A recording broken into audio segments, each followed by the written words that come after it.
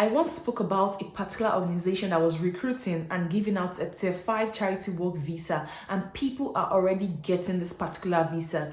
Now, the good news is that with this particular visa, you can switch to a Tier 2 skilled worker visa whilst you're in the UK. So if you know you need full information about this charity work visa, watch this video to the very end, or if you know someone who might be interested, share this link so the person can actually watch with you and know all the benefits, the criteria, the documents you need, and the good thing about the Tier 5 charity work visa. Hello again, welcome back to my channel. My name is Amaka, but you can call me Miss Maki. On this channel, I share information and tips that can help you migrate to the United Kingdom. I also share information about careers and job openings that offer Tier 2 sponsorship if you're an applicant overseas, and I share information for students. So if it's the first time I've seen my channel, consider subscribing to my channel so you can be a part of my local community. And if you're a returning subscriber, I already appreciate you. Thanks for the love, thanks for the views, thanks for the growth of our channel. I do not take it for granted, and I hope to do even better. When we talk about the charity work visa, is a Tier 5 visa, and it's actually a temporary work visa. Now, when we say temporary work visa, it means it spans up to 12 months, but you can also extend before the expiration of the 12 months. Now, the thing about the charity work visa is that you come to the country to do a volunteer work. But if you choose a particular organization, for example, Lache, who is currently recruiting, and you intend to stay with them for up to 12 months, now they pay your flight fare or they give you a refund if you make a payment. They also provide accommodation for you, they feed you, and sometimes they also give you stipends to cover your clothing and your outing. But the better part about the charity work visa is your experience counts, so that it can help you get another job in the UK. It actually counts when it comes to experience, because don't forget that the UK is big on experience. So if you have that experience added to your CV, it helps you switch from a Tier 5 to a Tier 2 skilled worker visa.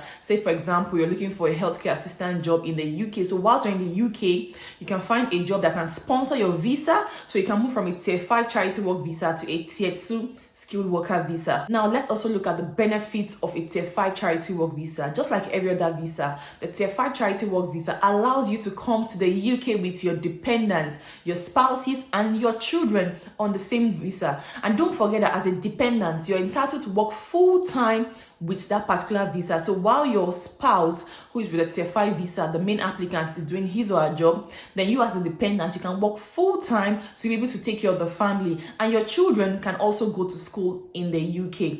Also, with the Tier 5 charity work visa, you can switch, like I said earlier, you can switch from a Tier 5 to a Tier 2 skilled worker visa whilst you're in the UK. The Tier 5 charity visa is extendable. So before the expiration of the 12th month, you can actually extend the visa for you to stay longer and still be with a particular organization. I should also mention that you can take up other job on the same occupational level as that which brought you into the country. So you can work up to 20 hours a week with that particular visa. Also, the good thing about the charity work visa that you can study while working in the UK. Now, let's talk about some of the eligibility, the criteria, and the documents you need. Now, talking about the document, the first thing you need while you're looking for a job in the UK is your international passport, a valid international passport that also has a blank page for your visa stamp. So you need your passport whilst you're looking for a particular job. And also, you need to be up to 18 years of age for you to qualify for this particular type of visa. And just like every other visa, when you've gotten a job, you need to show your proof of fund. Now, your proof of fund, it has to be in your account for 28 consecutive days, and this amounts £1,270, which is different from that of your dependents and your children if you have any. So the amount has to be seated in your account for 28 days. But there are instances where your employer will sponsor that, and it's stated categorically in your certificate of sponsorship that they are going to be responsible for your maintenance whilst you're in the UK. So if that is written clearly in your COS, then you don't need the proof of fund. And for certain countries on the red list, when you get your visa, you need your TB test. Your TB test has to be done before you can actually apply for your visa. And your TB test is done at particular centers. Like in Nigeria, for example, like I said in my previous video, it's done in IOM centers. I know of only one in Abuja and one in Lagos. So you don't walk into any type of hospital. You have to do it in designated centers in your home country. Now let's talk about the cost implication of a charity work visa. Now, just like every other visa, you have to pay your visa application fee. For this particular visa, whether you're applying from within the UK or outside the UK, it costs £259 per person. So if you're coming, your dependent is you 259, your dependent 259, your child 259.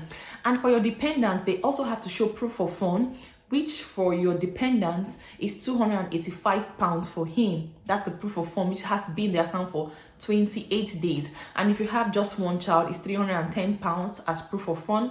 And for every other additional child you're bringing with you, it's £200. Now, I was once asked the question, is it £200 for a month, a day, or a year?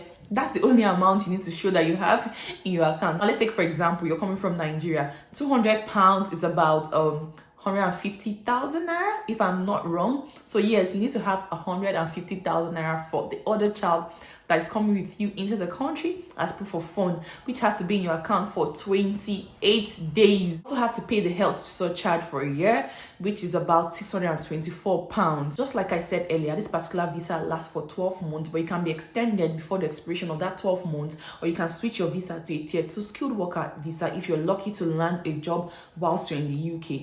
And you can actually come in 14 days before the start of work, and the start of work date is always written in your certificate of sponsorship.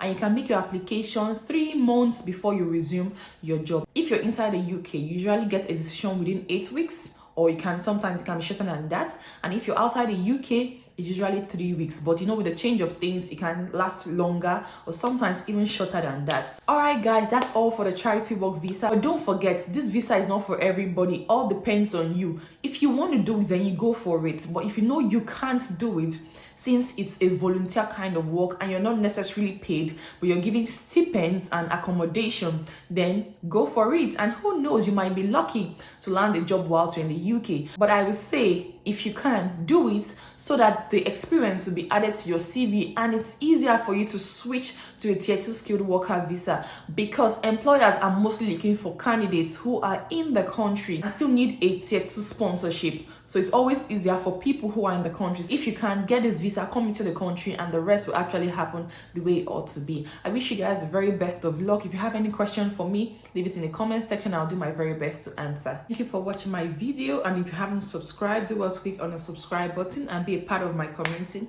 Don't forget to share my video with your friend. Thank you guys, I really appreciate you, and see you guys in my next video.